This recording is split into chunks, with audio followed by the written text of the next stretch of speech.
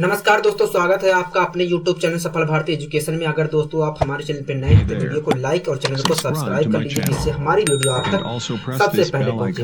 आइए दोस्तों, शुरुआत करते हैं आज की अपनी पाठशाला। पहला क्वेश्चन आपके स्क्रीन पर है, ध्यान पूर्वक पढ़िए। पहला क्वेश्चन आखिर क्या कह रहा है दोस्तों? इस क्वेश्चन में लिखा है दो संख्याओं का योग। दोस्तों इस क्वेश्चन में दिया है दो संख्याओं का योग, अंतर और गुणनफल का अनुपात 11:1:90 दिया है।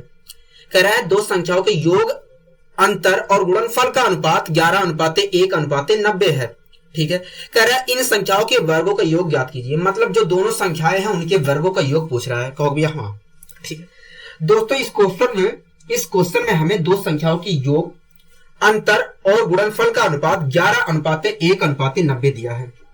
दो संख्याओं के योग, अंतर और गुणनफल का अनुपात 11:1:90 दिया है। हाँ कि ना कहोगे हाँ। और हमसे पूछ रहा है इन संख्याओं के वर्गों का योग ज्ञात कीजिए। हाँ कि ना कहोगे हाँ। दोस्तों हमें दो संख्याओं का योग और अंतर और गुणनफल का अनुपात कितना दिया है? कहोगे 11:1:90 दिया है। और कह रहा है दोनों संख्याओं के वर्गों का योग ज्ञात कीजिए। ठीक है। तो दोस्तों आप एक मुझे बात बताइए, दोनों संख्याओं का योग, अंतर और गुणनफल का अनुपात 11:1:90 कब आया होगा? कहोगे जब दोनों संख्याओं के योग, अंतर और गुणनफल को किसी एक नंबर से, किसी एक संख्या से डिवाइड किया गया होगा, तब दोनों संख्याओं के योग, अंतर और गुणनफल का अनुपात 11:1:90 आया होगा। ठीक है। अगर दोस्तों किसी एक नंबर से डिवाइड करने पर दोनों संख्याओं के योग, अंतर और गुणनफल का अनुपात 11:1:90 आया है, तो मैं कह सकता हूं अगर उसी संख्या से, जिस संख्या से डिवाइड किया गया था, अगर मैं उसी संख्या से इसमें मल्टीप्लाई कर दूं तो दोनों संख्याओं का जो योग रहा होगा, अंतर रहा होगा और गुणनफल रहा होगा वही मिल जाएगा। कहोगे यहां मान लेते हैं दोस्तों जो दोनों संख्याओं का योग, अंतर और गुणनफल है उनको x से डिवाइड किया गया था। अगर दोस्तों x से डिवाइड किया गया था दोनों संख्याओं के योग और अंतर और गुणनफल को, और डिवाइड करने के बाद ये आया था, तो मैं अगर डिवाइड करने के बाद ये आया है तो मैं कह सकता हूं अगर मैं x से, जिस संख्या से मतलब x से डिवाइड किया गया है, अगर उससे इसमें मल्टीप्लाई कर दूं तो जो दोनों संख्याओं का योग, अंतर और गुणनफल रहा होगा वो मुझे मिल जाएगा। कहोगे हाँ। मैंने दोस्तों इन तीनों में x से मल्टीप्लाई कर दिया। अगर दोस्तों मैं मल्टीप्लाई कर देता हूं तो दोनों संख्याओं का योग होगा कितना? कहोगे दोनों संख्याओं का योग 11x होगा और दोनों संख्याओं का अंतर x होगा और दोनों संख्याओं का मल्टीप्लिकेशन, गुणनफल मतलब 90x होगा। हाँ कि ना कहोगे हाँ।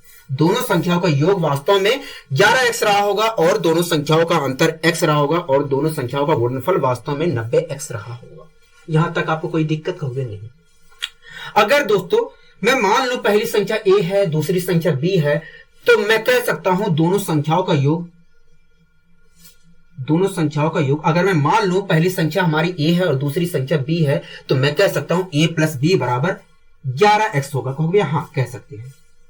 और a - b बराबर x के होगा। कहोगे हाँ, कह सकते हैं।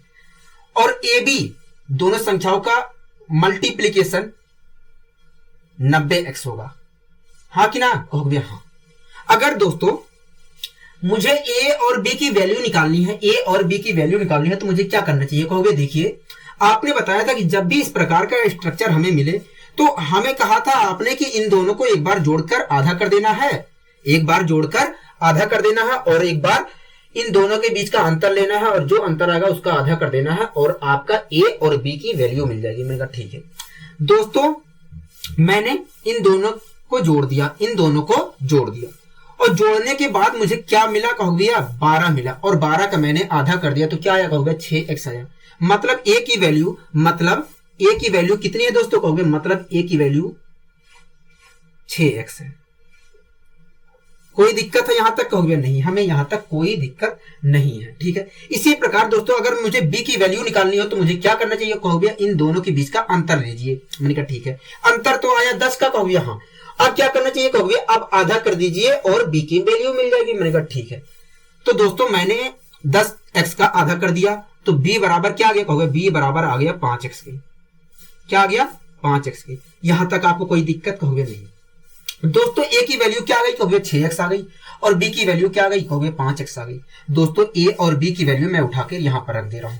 अगर मैं यहां पर रख दूं ए और बी की वैल्यू यहां पर रख देता हूं तो क्या कहोगे, देखिए ए की वैल्यू रखोगे यहां पर तो 6x रखोगे, बी की वैल्यू यहां पर रखोगे तो 5x रखोगे, ठीक है। और दोनों की जब मल्टीप्लाई करोगे तो 30x² हो जाएगा, 30x² हो जाएगा, और बराबर के 90x तो है ही है। मैंने कहा ठीक है, एक x से दोस्तों एक x कैंसिल, 30 से डिवाइड करूंगा अगर 90 को तो आएगा x बराबर आएगा 3, x बराबर आएगा 3। यहां तक आपको कोई परेशानी कोई दिक्कत होगी नहीं, हमें कोई परेशानी कोई दिक्कत नहीं है, ठीक है। अब दोस्तों अगर मैं a की वैल्यू निकालना चाहूं और b की वास्तव में जो हमारी संख्या a थी, अगर मैं वो संख्या पता करना चाहूं और जो दूसरी संख्या b थी हमारी वो संख्या पता करना चाहूं तो मुझे क्या करना चाहिए, क्योंकि अगर आप x की वैल्यू यहां पर रख देते हैं तो जो हमारी पहली संख्या a थी वो मिल जाएगी। इसी प्रकार अगर x की वैल्यू यहां पर रख देते हैं जो दूसरी संख्या थी हमारी मिल जाएगी। मैंने कहा ठीक है, मैंने x की वैल्यू उठाकर यहां पर रख दिया। तो a बराबर क्या आ जाएगा, कहोगे a बराबर तो आ जाएगा 18, a बराबर आ जाएगा 18, b बराबर क्या आ जाएगा, कहोगे b बराबर तो आ जाएगा 15।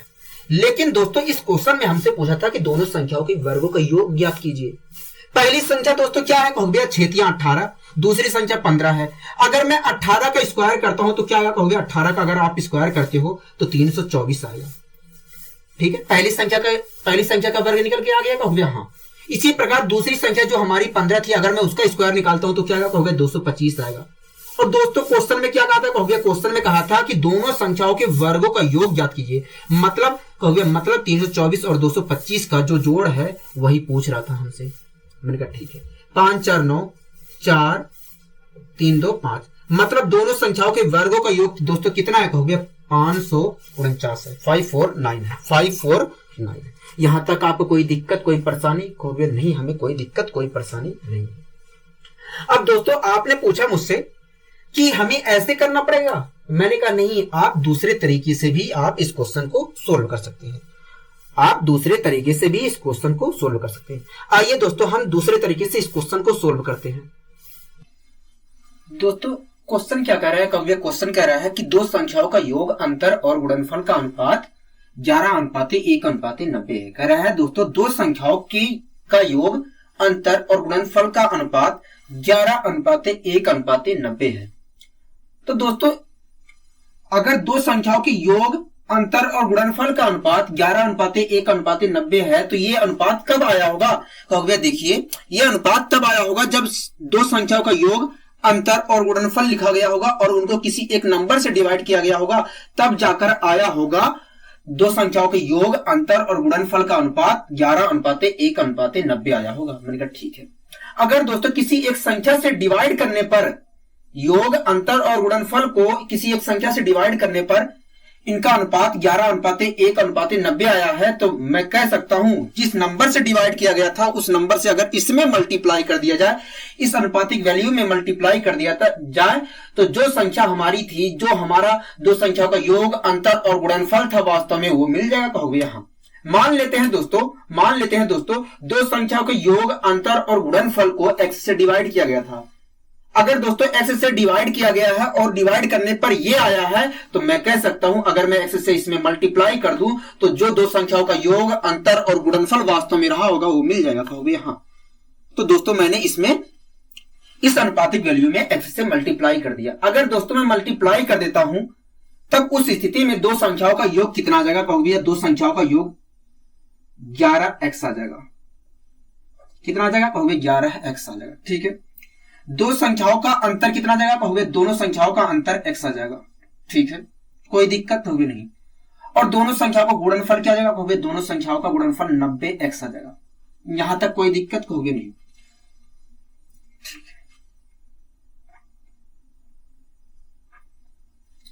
दोस्तों एक बात बताइए, हमें पता चल गया कि भैया दोनों संख्याओं का योग कितना था, कहोगे 11x था, और दोनों संख्याओं का अंतर क्या था, कहोगे x था, और दोनों संख्याओं का मल्टीप्लीकेशन मतलब गुणनफल 90x था, ठीक है।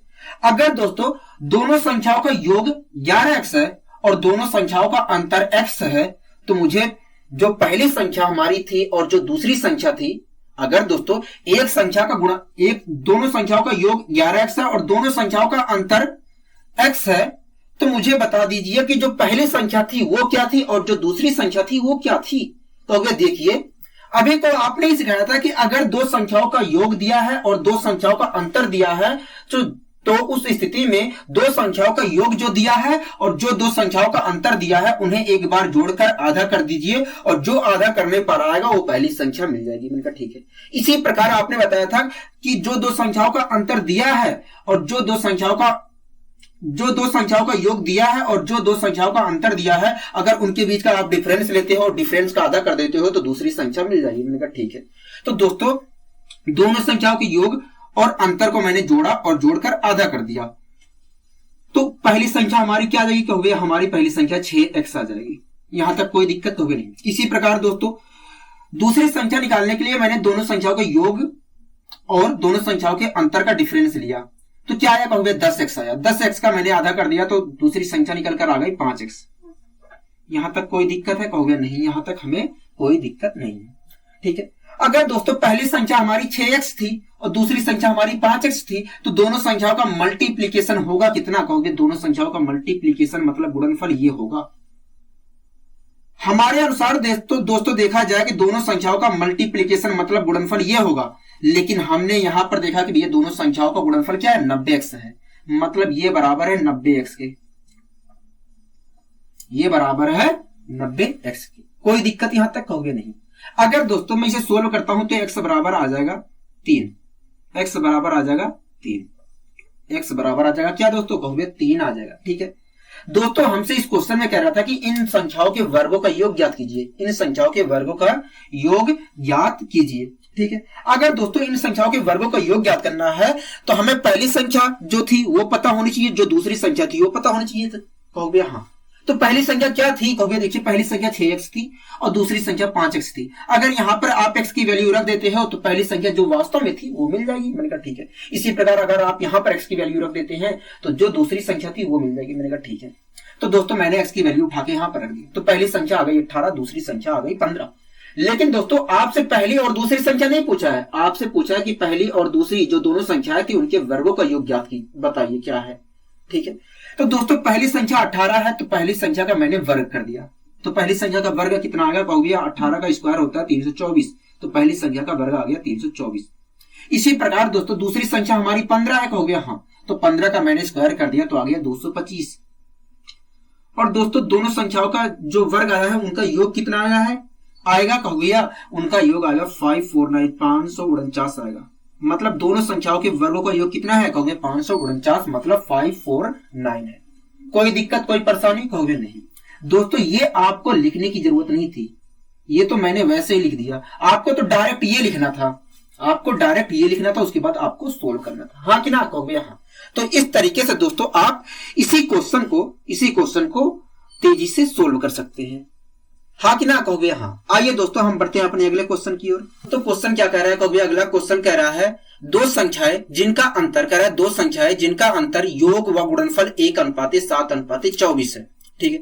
कह रहा है तो संख्याओं के वर्गों का योग ज्ञात कीजिए। तो दोस्तों मुझे सबसे पहले आप ये बताइए, दो संख्याओं का जो अंतर और योग और गुणनफल का अनुपात 1:7:24 दिया है, ये कब आया होगा, कहोगे तब आया होगा जब दो संख्याओं के अंतर और दो संख्याओं का योग और दो संख्याओं का गुणनफल लिखा गया होगा और उसको किसी एक नंबर से डिवाइड किया गया होगा, तब जाकर दो संख्याओं के अंतर और योग और गुणनफल का अनुपात 1:7:24 आया होगा।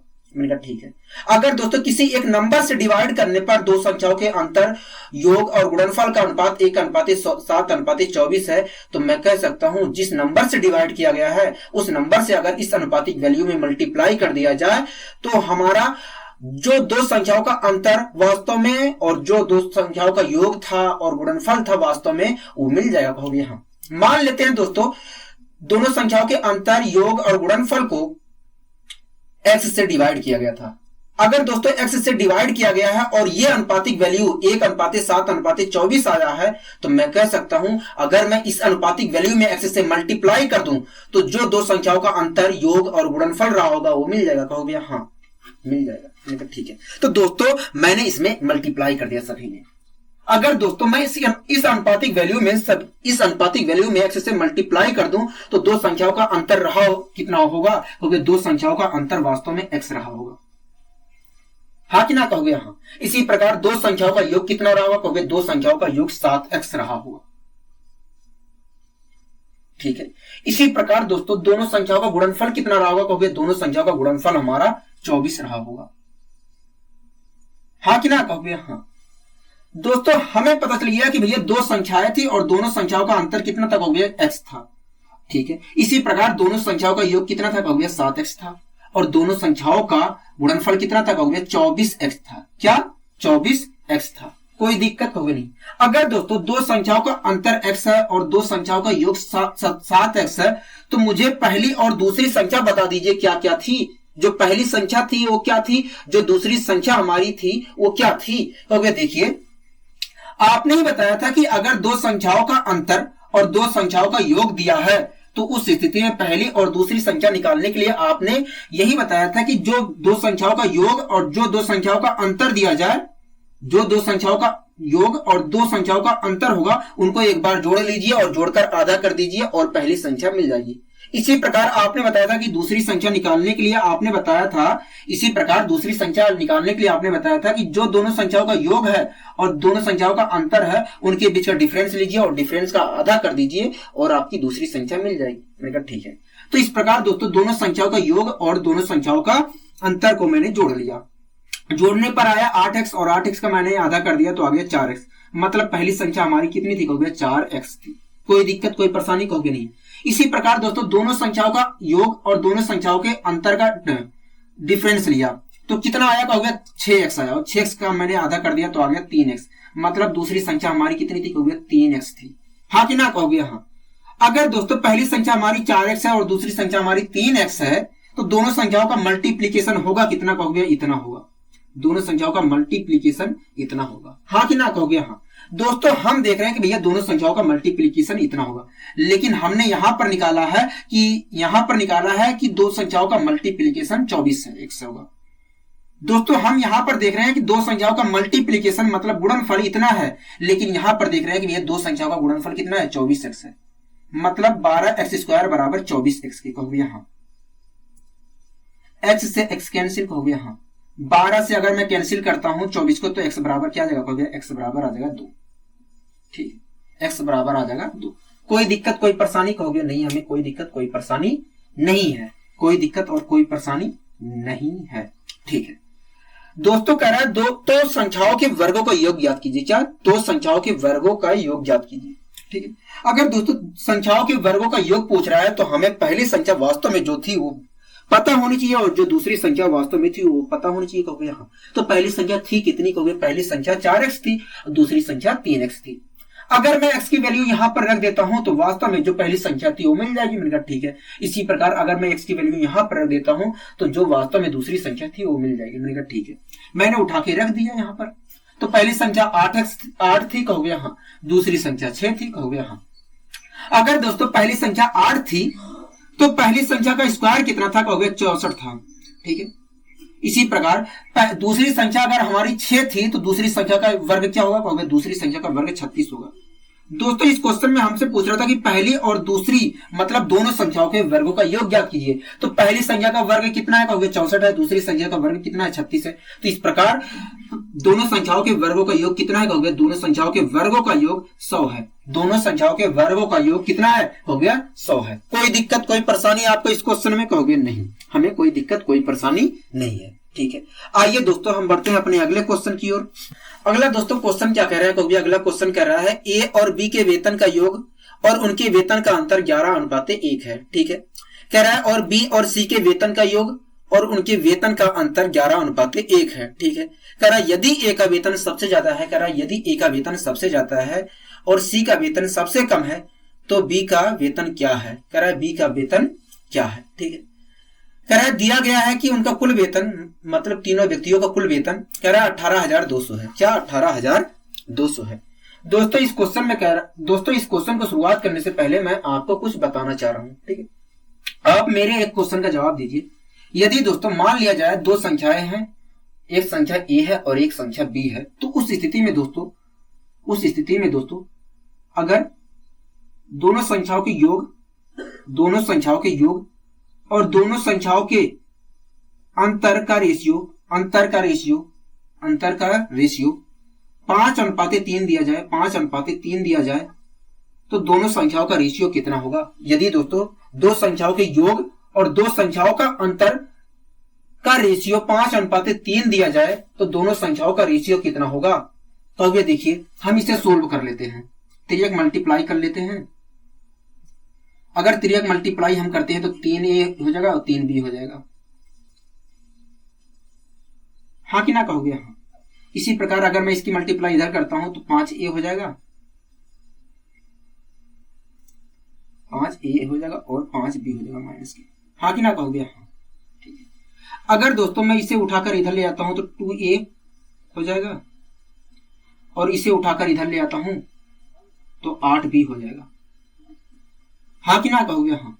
तो इस प्रकार दोस्तों देखा जाए तो 2 से 8 कैंसिल हो जाएगा तो 4 आ जाएगा, यहाँ पर 1 आ जाएगा और a और b का अगर रेशियो निकाला जाएगा तो 4/1 आ जाएगा, निकल कर आएगा। दोस्तों मैंने आपसे पूछा था a और b का रेशियो बताइए, तो आपने कहा कि भैया a और b का रेशियो 4:1 होगा। दोस्तों आपने जो इतनी लंबी प्रक्रिया कर मुझे निकाल कर बताया है a और b का रेशियो 4:1 होगा, दोस्तों उस ये जो रेशियो आपने 4:1 बताया है होगा a और b का, उसे आप दोस्तों यहीं पर निकाल सकते थे, आप इसे यहीं पर निकाल सकते थे।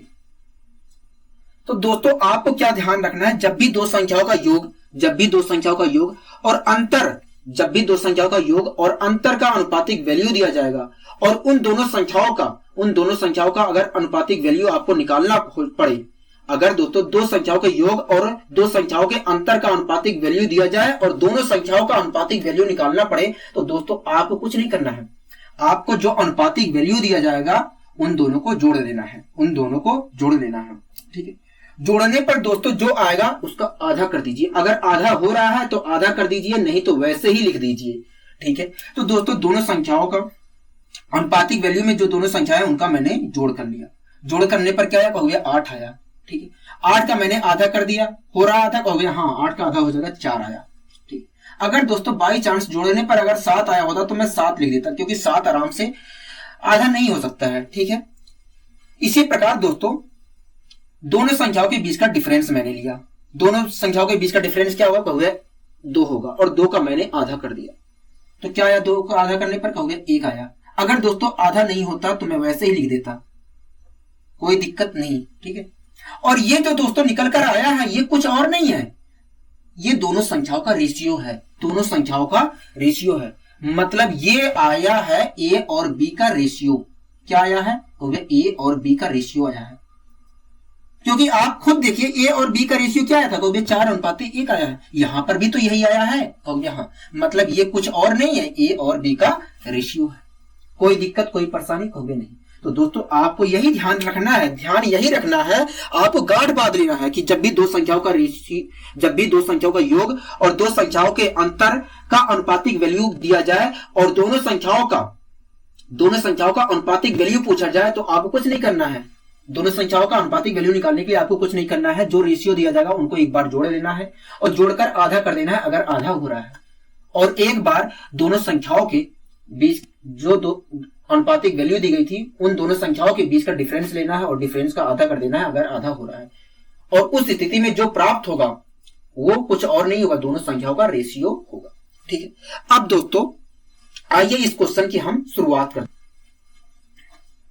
दोस्तों इस क्वेश्चन में कह रहा है कि a और b के वेतन का योग, कह रहा है a और b दो व्यक्ति थे, इनके वेतन का योग और इनके वेतन का अंतर का अनुपात 11:1 दिया है। कह रहा है दोस्तों दो व्यक्ति थे, एक a और एक b।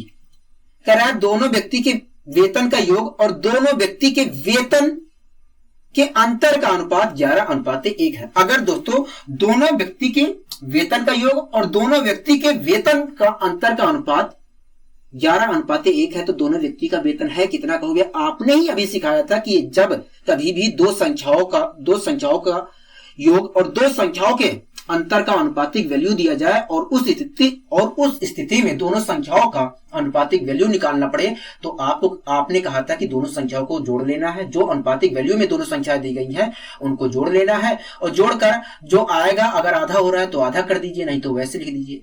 इसी प्रकार आपने कहा था कि अनुपातिक वैल्यू में जो दोनों संख्याएं दी गई हैं उनके बीच का डिफरेंस लेना है, अगर डिफरेंस आधा हो रहा है तो लिख दी आधा कर दीजिए, नहीं तो वैसे लिख दीजिए, और जो आएगा वो कुछ और नहीं होगा, दोनों संख्याओं का आनुपातिक वैल्यू होगा। इसी प्रकार अगर आप यहां पर मुझसे पूछ रहे हैं, इसी प्रकार अगर आप यहां पर मुझसे पूछ रहे हैं कि बताइए दोनों व्यक्तियों की आय का अनुपातिक वैल्यू कितना है, तो अनुपातिक वैल्यू निकालने के लिए जो हमें अनुपातिक वैल्यू दी गई है, दोनों व्यक्तियों के योग और दोनों व्यक्तियों के अंतर का जो अनुपातिक वैल्यू दी गई है, उन्हें एक बार जोड़कर आधा करना पड़ेगा और एक बार दोनों के बीच का डिफरेंस लेकर आधा करना पड़ेगा, अगर आधा हो रहा है तो। ठीक है, तो दोस्तों मैंने 11 और 1 का योग किया, आया 12, और 12 का मैंने आधा कर दिया तो आ गया 6। हाँ कि ना कहोगे? हाँ। इसी प्रकार 11 और 1 का मैंने डिफरेंस लिया और डिफरेंस आया 10, और 10 का मैंने आधा कर दिया तो आ गया 5।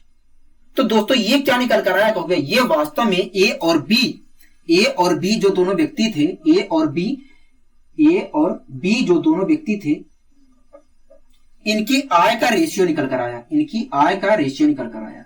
क्या आया आय का रेशियो निकल कर? कहोगे 6:5 आया। हाँ कि ना कहोगे? हाँ।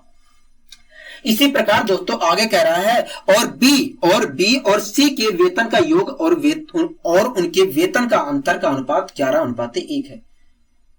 दोस्तों कह रहा है कि बी और सी के वेतन का योग और उनके वेतन के अंतर का अनुपात 11:1 है। अगर दोस्तों बी और सी के वेतन का योग और बी और सी के वेतन के अंतर का अनुपात 11:1 है, तो बी और सी का वेतन है कितना कहोगे? देखिए अनुपातिक जो वैल्यू दी है उसको एक बार जोड़ लीजिए और आधा कर दीजिए, अगर आधा हो रहा है तो।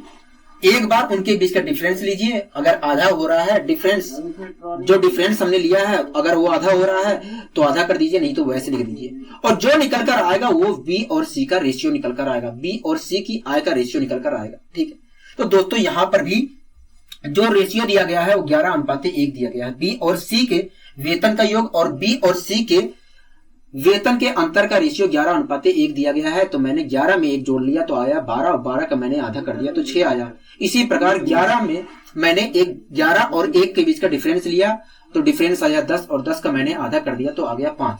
तो इस प्रकार दोस्तों बी और सी का जो रेशियो रहा होगा, बी और सी का जो रेशियो रहा होगा वो 6:5 रहा होगा। हाँ कि ना कहोगे? हाँ, 6:5 रहा होगा। दोस्तों ए और बी जो व्यक्ति थे इनकी आय का रेशियो 6:5 था, और बी और सी जो व्यक्ति थे उनकी आय का रेशियो 6:5 था। कोई दिक्कत कहोगे नहीं, उनकी आय का रेशियो भी 6:5 था।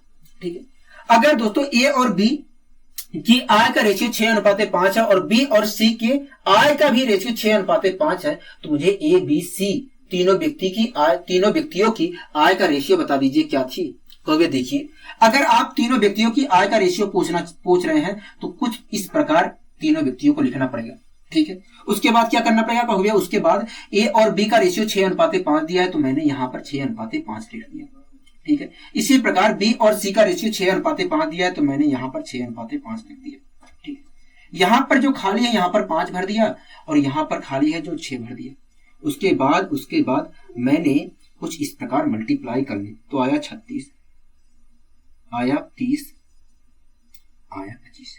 तो कहोगे मल्टीप्लाई करने पर जो आया है ये कुछ और नहीं है, ए और बी और सी का रेशियो निकल कर आया है। ए बी और सी की आय का रेशियो निकल कर आया है।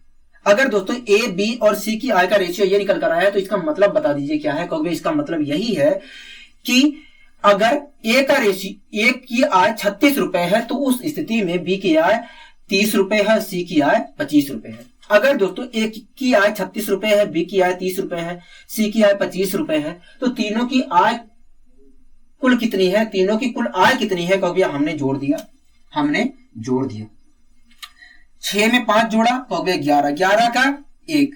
ठीक है, 3 3 6 3 3 9 क्या आ गया? 91। तीनों व्यक्तियों की आय का योग कितना था कहोगे? आय का कुल योग 91 था। लेकिन दोस्तों क्वेश्चन में कह रहा है कि तीनों की कुल आय 18,200 है, मतलब 91 बराबर 18,200 के कहोगे? हाँ। अगर दोस्तों 91 बराबर 18,200 के है तो 1 बराबर कितने के कहोगे? 1 बराबर 200 की, 1 बराबर 200 रुपए की। 91 यूनिट बराबर 18,200 रुपए के था, इसलिए 1 यूनिट बराबर आ गया 200 रुपए की। ठीक है दोस्तों, इस क्वेश्चन में हमसे पूछ रहा था कि बताइए बी का वेतन। अगर दोस्तों हमें बी का वेतन बताना है तो हमें 30 यूनिट की वैल्यू बतानी पड़ेगी, क्योंकि बी का वेतन हमारे अनुसार 30 यूनिट है। कहोगे हाँ दोस्तों, 1 यूनिट की वैल्यू कितनी है? कहोगे 200 रुपए है। अगर 1 यूनिट की वैल्यू 200 रुपए है तो 30 यूनिट की वैल्यू कितनी होगी? कहोगे 30 यूनिट की वैल्यू 6,000 रुपए होगी। मतलब बी का वेतन कितना था? कहोगे बी का वेतन 6,000 रुपए था। 6,000 रुपए था। कोई दिक्कत कोई परेशानी यहां तक आपको? कहोगे नहीं, यहां तक हमें कोई दिक्कत कोई परेशानी नहीं है। आइए दोस्तों हम बढ़ते हैं अपने अगले क्वेश्चन की ओर। अगला दोस्तों क्वेश्चन क्या कह रहा है? कहोगे अगला क्वेश्चन कह रहा है ए जो है बी के घन के व्युत्क्रमानुपाती है। कह रहा है ए जो है बी के घन के व्युत्क्रमानुपाती है। ठीक है, कह रहा है यदि ए बराबर 3 है तब बी बराबर 2 है। कह रहा है यदि ए बराबर 3 है तब बी बराबर 2 है। ठीक है, आगे क्वेश्चन कह रहा है लेकिन यदि ए बराबर 8/9 हो तो बी बराबर क्या होगा? कह रहा है यदि ए बराबर 8/9 है तो बी बराबर क्या होगा? दोस्तों इस क्वेश्चन में कह रहा है ए जो है बी के व्युत्क्रमानुपाती है। कह रहा है ए जो है बी के घन के व्युत्क्रमानुपाती है। कह रहा है ए जो है, मैंने कहा आगे बोलिए, कह रहा है बी के घन के व्युत्क्रमानुपाती है। बी के घन के व्युत्क्रमानुपाती है। कोई दिक्कत कहोगे नहीं। अगर दोस्तों ये जो व्युत्क्रमानुपाती का सिंबल है, अगर मैं इसे हटाता हूं तो मुझे एक कोष्टक राशि मिलेगी। बराबर का सिंबल आएगा और इसको हटाने से एक कोष्टक राशि मिलेगी। अब कोष्टक राशि आपके ऊपर डिपेंड करती है, आप क्या मानते हो। मैंने मान लिया कोष्टक राशि के। ठीक है, और ये बी अपॉन जो बी का क्यूब है ये तो वैसे ही आप रहेगा। ठीक है, यहां तक कोई दिक्कत को भी नहीं। दोस्तों आगे कह रहा है यदि ए बराबर 3 है तो बी बराबर 2 है। कह रहा है ए बराबर अगर 3 है तो बी बराबर 2 है। मैंने ए की वैल्यू यहां पर रख दिया 3 और के वैसे ही रहेगा, और बी बराबर रख दिया 2। बी की वैल्यू मैंने 2 रख दिया। यहां पर अगर 2 रखता हूं तो आ जाएगा 8। कोई दिक्कत होगी नहीं। इस प्रकार दोस्तों के की वैल्यू कितनी आएगी? कहोगे के की वैल्यू आएगी 24। के की वैल्यू कितनी आएगी? कहोगे 24 आएगी। यहां तक कोई दिक्कत कोई परेशानी कहोगे नहीं। आगे दोस्तों कह रहा है लेकिन यदि ए बराबर 8/9 है तो बी बराबर क्या है? कह रहा है दोस्तों यदि ए बराबर 8/9 है तो बी बराबर क्या है? ठीक है दोस्तों, ए की वैल्यू मैं 8/9 रख दे रहा हूं। ए की वैल्यू 8/9 रख दे रहा हूं। ठीक है, के की वैल्यू दोस्तों कितनी आई है? कहोगे के की वैल्यू 24 आई है। और हमें बी की वैल्यू निकालना है। कहोगे हाँ, तो इसके साथ मैंने कोई छेड़खानी नहीं की।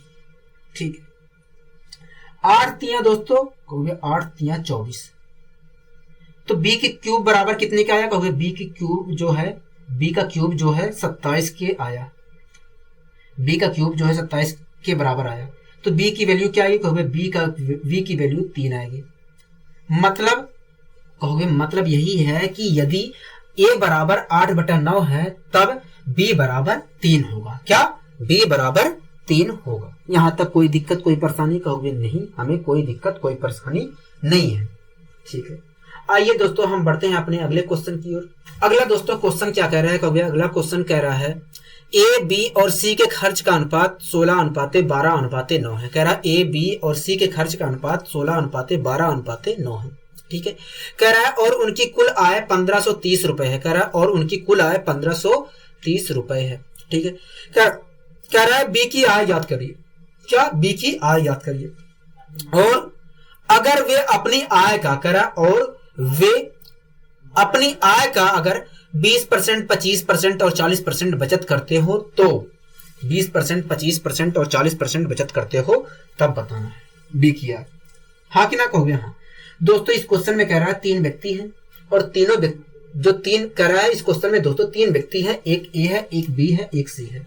कह रहा है दोस्तों 3 व्यक्ति हैं, एक ए है, एक बी है, एक सी है। कह रहा है तीनों व्यक्ति के खर्च का अनुपात 16:12:9 है। इसको लिखने की कोई जरूरत नहीं थी दोस्तों। ठीक है, कह रहा है 3 व्यक्ति है दोस्तों और तीनों व्यक्ति के खर्च का अनुपात 16:12:9 है। 16:12:9। ठीक है। आगे कह रहा है और उनकी कुल आय 1530 रुपए है। कह रहा है आगे और उनकी कुल आय 1530 रुपए है। ठीक है। कह रहा है बी की आय बताइए। कह रहा है और अगर वे अपनी आय का 20%, 25% और 40% बचत करते हो। मतलब कहोगे मैंने कहा मतलब यही है कि ए अपनी आय का 20% बचत करता है, बी अपनी आय का 25% बचत करता है और सी अपनी आय का 40% बचत करता है। ठीक है। अगर दोस्तों ए अपनी आय का 20% बचत करता है तो मुझे 20% की फ्रैक्शन बता दीजिए क्या होगी। क्योंकि 20% की जो फ्रैक्शन होती है 20% की जो फ्रैक्शन होती है 1/5 होती है। 20% की जो फ्रैक्शन होती है 1/5 होती है। कोई दिक्कत है? कहोगे नहीं। 20% की जो फ्रैक्शन होती है 1/5 होती है। इसका मतलब मुझे समझा सकते हैं? कहोगे हाँ, आसानी से समझा सकता हूं। मैंने कहा इसका मतलब क्या है? कहोगे इसका मतलब यही है कि अगर कोई संख्या 5 है तो उसका 20% 1 होगा। हाँ कि ना? कहोगे हाँ। अगर कोई संख्या 5 है तो उसका 20% क्या होगा? 1 होगा। ठीक है दोस्तों। इस क्वेश्चन में कह रहा है ए अपनी आय का 20% बचत करता है। 20% बचत करता है। अगर दोस्तों मैं मान लूं ए की आय 5 है, तो मैं कह सकता हूं ए जो है 1 रुपए की बचत करता है। कहोगे हाँ। अगर मैं मान लूं ए की आय 5 रुपए है तो वो अपनी आय का 20% मतलब 1 रुपए बचत करता है। कहोगे हाँ। कोई दिक्कत? कहोगे नहीं। अगर दोस्तों ए की आय 5 रुपए है और उसमें से वो 20% मतलब 1 रुपए की बचत करता है तो वो खर्च कितना करता है? कहोगे 4 यूनिट पैसा खर्च करता है। 4 यूनिट पैसा खर्च करता है। कोई दिक्कत, कोई परेशानी? कहोगे नहीं, हमें कोई दिक्कत, कोई परेशानी नहीं है। इसी प्रकार दोस्तों बी की आय बी जो है 25% अपनी आय का 25% बचत करता है। अगर दोस्तों बी अपनी आय का 25% बचत करता है तो 25% की फ्रैक्शन बता दीजिए क्या होगी। क्योंकि 25% की जो फ्रैक्शन होती है 1/4 होती है। 25% की जो फ्रैक्शन होती है 1/4 होती है। मैंने कहा ठीक है। इसका मतलब क्या है? कहोगे इसका मतलब यही है कि अगर कोई संख्या 4 है तो उसका 25% 1 है। हाँ कि ना? कहोगे हाँ। अगर कोई संख्या 4 है तो उसका 25% 1 है। ठीक। तो दोस्तों क्वेश्चन में कह रहा था कि जो बी है वो अपनी आय का 25% बचत करता है। मान लेते हैं दोस्तों बी की आय क्या है? 4 है। बी की आय 4 है। क्वेश्चन में दोस्तों कह रहा है बी अपनी आय का 25% बचत करता है। मतलब अगर बी की आय 4 है तो वो अपनी आय का 25% मतलब 1 रुपए की वो बचत करता है। कहोगे हाँ। अपनी आय का 25% मतलब 1 रुपए की बचत करता है। अगर दोस्तों बी की आय 4 यूनिट है, और वो 1 रुपए बचत करता है तो वो खर्च कितना करता है? कहोगे 3 यूनिट पैसा खर्च करता है। 3 यूनिट पैसा खर्च करता है। अगर बी की आय 4 यूनिट है तो उस स्थिति में बी 3 रुपए खर्च करता है। यहां तक कोई दिक्कत? कहोगे नहीं, हमें यहां तक कोई दिक्कत, कोई परेशानी नहीं है। ठीक है। इसी प्रकार दोस्तों सी अपनी आय का 40% बचत करता है। सी अपनी आय का 40% बचत करता है। अगर दोस्तों सी अपनी आय का 40% बचत करता है तो मुझे 40% की फ्रैक्शन बता दीजिए क्या होगी। तो भाई 40% की जो फ्रैक्शन होती है 2/5 होती है। 40% की जो फ्रैक्शन होती है 2/5 होती है। इसका मतलब मुझे समझा दीजिए। कहोगे इसका मतलब यही है कि अगर कोई संख्या 5 यूनिट है तो उसका 40% 2 होगा। अगर कोई संख्या 5 यूनिट है तो उसका 40% 2 होगा। कोई दिक्कत, कोई परेशानी? कहोगे नहीं। दोस्तों इस क्वेश्चन में कह रहा था सी अपनी आय का 40% बचत करता है। मान लेते हैं दोस्तों सी की आय 5 यूनिट है। सी की आय 5 यूनिट है। अगर सी की आय 5 यूनिट है तो वो अपनी आय का 40% बचत करेगा। कहोगे हाँ। अगर सी की आय 5 यूनिट है और वो तब उस स्थिति में सी अपनी आय का 40% बचत करेगा, मतलब 2 यूनिट का बचत करेगा। कहोगे हाँ। अगर सी की आय 5 यूनिट है और वो 2 यूनिट का बचत कर रहा है तो खर्च कितना कर रहा होगा? कहोगे 3 यूनिट कर रहा होगा। 3 यूनिट पैसा खर्च कर रहा होगा। अगर सी की आय दोस्तों 5 यूनिट है, सी की आय 5 यूनिट है, तो अब वो अपनी आय में से 3 यूनिट पैसा खर्च कर रहा होगा। कोई दिक्कत, कोई परेशानी कहोगे नहीं, यहां तक कोई परेशानी नहीं है दोस्तों। ए की आय 5 यूनिट थी और उसमें से 4 यूनिट वो पैसा खर्च कर रहा था। बी की आय 4 यूनिट अगर है तो उसमें से वो 3 यूनिट पैसा खर्च कर रहा है। अगर सी की आय 5 यूनिट है तो उसमें से वो 3 यूनिट पैसा खर्च कर दे रहा है। ठीक है दोस्तों, इसके माध्यम से हमने ये इस चीज को पता कर लिया, हाँ कि ना कहोगे? हाँ दोस्तों, हमें यहां पर शुरुआत में क्या दिया था कहोगे? शुरुआत में ये जो 16:12:9 दिया है, ये वास्तव में ए बी सी के खर्च का अनुपात दिया है। इसका मतलब समझाइए कहोगे? इसका मतलब यही है कि इसके हिसाब से देखा जाए तो इसका मतलब यही है कि ए जो है 16 रुपए खर्च कर रहा है, बी जो है 12 रुपए खर्च कर रहा है और सी जो है 9 रुपए खर्च कर रहा है। ठीक है, कोई दिक्कत कहोगे नहीं दोस्तों। हमें पता है, अगर मैं इसके अनुसार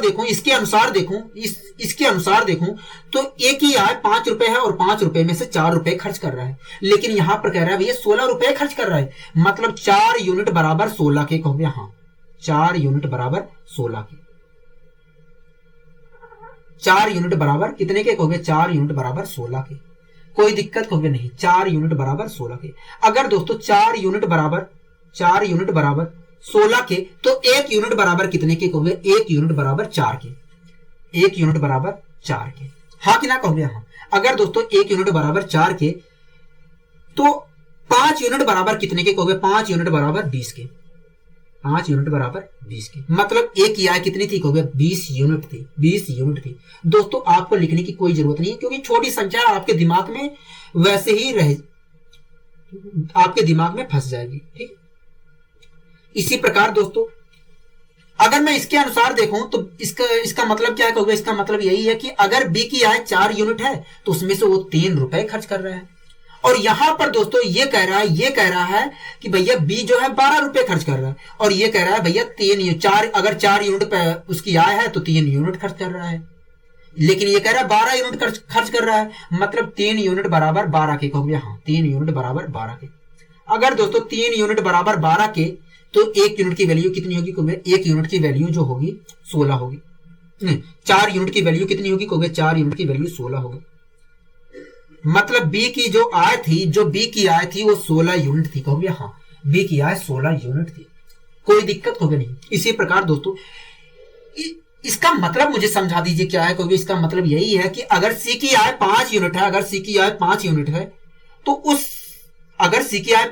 है, तो सी जो है 3 यूनिट पैसा खर्च कर रहा है। 3 यूनिट पैसा खर्च कर रहा है, लेकिन दोस्तों इसके अनुसार देखा जाए तो सी जो है 9 यूनिट पैसा खर्च कर रहा है। हमें पता है दोस्तों, इसके अनुसार हमें पता है कि अगर सी की आय 5 यूनिट है तो 3 यूनिट पैसा खर्च कर रहा है, लेकिन ये चिल्ला के कह रहा है कि भैया सी जो है 9 यूनिट पैसा खर्च कर रहा है, मतलब 3 यूनिट बराबर 9 के कहोगे? हाँ, 3 यूनिट बराबर 9 के।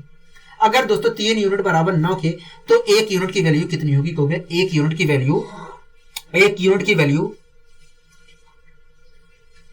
5 यूनिट की वैल्यू कितनी होगी कहोगे? 5 यूनिट की वैल्यू, अगर 3 बराबर 9 के है तो 1 यूनिट की वैल्यू 3 होगी। अगर 1 यूनिट की वैल्यू दोस्तों 3 है तो 5 यूनिट की वैल्यू 15 होगी। ठीक है, तो दोस्तों ये जो निकल कर आया 20, 16 और 15, ये कुछ और नहीं है, ए बी सी की आय का रेशियो है। ए बी सी की आय का रेशियो है। अगर दोस्तों ए बी सी की आय का ये रेशियो है, तो इसका मतलब मुझे समझाइए कहोगे? इसका मतलब यही है कि अगर ए की आय 20 यूनिट है, तब उस स्थिति में बी की आय 16 यूनिट होगी और सी की आय 15 यूनिट होगी। ठीक है, कोई दिक्कत कहोगे नहीं। अगर दोस्तों ए की आय 20 यूनिट है, सी की आय 16 यूनिट है, सी की आय 15 यूनिट है, तो तीनों की आय कुल है कितनी कहोगे? देखिए, जोड़ लेते हैं। अगर मैं जोड़ता हूं तो तीनों की आय कुल 51 यूनिट आएगी। 51 यूनिट आएगा। लेकिन दोस्तों क्वेश्चन में चिल्ला के कह रहा है कि भैया 1530 है, 1530 रुपए है तीनों की आय, लेकिन क्वेश्चन कह रहा है, यहां पर हम निकाल रहे हैं तो 51 यूनिट है, मतलब 51 बराबर 1530 के कहोगे? हाँ, तो 1 बराबर कितने के कहोगे? 1 बराबर 30 के। 1 बराबर 30 रुपए के। 1 यूनिट बराबर 30 रुपए के। हमसे दोस्तों पूछ क्या रहा था कहोगे? हमसे पूछ रहा था कि बताइए बी की आय क्या होगी। हमारे अनुसार दोस्तों बी की आय कितनी थी कहोगे? 16 यूनिट थी। कितनी यूनिट थी कहोगे? 16 यूनिट थी। अगर 1 यूनिट की वैल्यू 30 है तो 16 यूनिट की वैल्यू कितनी होगी कहोगे? 16 × 48 480 रुपए होगी। मतलब बी की आय कितनी थी दोस्तों कहोगे? बी की जो आय थी जो बी की आय थी वो 480 रुपए थी। बी की आय कितनी थी? कहोगे 480 रुपए थी। यहां तक कोई दिक्कत कोई परेशानी? कहोगे नहीं, हमें कोई दिक्कत कोई परेशानी नहीं है। आइए दोस्तों हम बढ़ते हैं अपने अगले क्वेश्चन की ओर। क्वेश्चन क्या कह रहा है? कहोगे अगला क्वेश्चन कह रहा है ए बी और सी की कुल आय 6060 रुपए है। कह रहा है ए बी और सी की कुल आय 6060 रुपए है। ठीक है, कह रहा है ए बी और सी खर्च क्रम से 80%, 85% व 75% है। कह रहा है ए बी सी की आय कुल 6060 रुपए है और ए बी सी का खर्च क्रम से 80%, 85% और 75% है। कह रहा है और उनकी बचत का अनुपात 5:6:9 है। कह रहा है तीनों की बचत का अनुपात 5:6:9 है। कह रहा है एक ही आय ज्ञात कीजिए, एक ही आय ज्ञात कीजिए। दोस्तों इस क्वेश्चन में हमें तीनों जो व्यक्ति हैं उनकी बचत का अनुपात कितना दिया है? कहोगे तीनों जो व्यक्ति हैं ए बी सी, इनकी बचत का अनुपात 5:6:9 दिया है। 5:6:9 दिया है। हाँ कि ना? कहोगे हाँ। यहां तक कोई दिक्कत है? कहोगे नहीं। अब दोस्तों शुरुआत वाली लाइन पढ़िए। दोस्तों इस क्वेश्चन में कहा था कि भैया 3 व्यक्ति हैं और तीनों व्यक्ति की कुल आय 6060 रुपए है। 3 व्यक्ति हैं और तीनों व्यक्ति की कुल आय 6060 रुपए है। कह रहा है जो ए जो है वो 80% पैसा खर्च करता है, बी जो है 85% पैसा खर्च करता है और सी जो है 75% पैसा खर्च कर रहा है। ठीक है, अगर दोस्तों ए 80% पैसा खर्च कर रहा है तो मैं कह सकता हूं ए अपनी आय का 20% पैसा बचा भी रहा होगा। कहोगे हाँ। और बी अपनी आय का 15% पैसा बचा रहा होगा। कहोगे हाँ। और सी अपनी आय का 25% पैसा बचा रहा होगा। हाँ कि ना? कहोगे हाँ।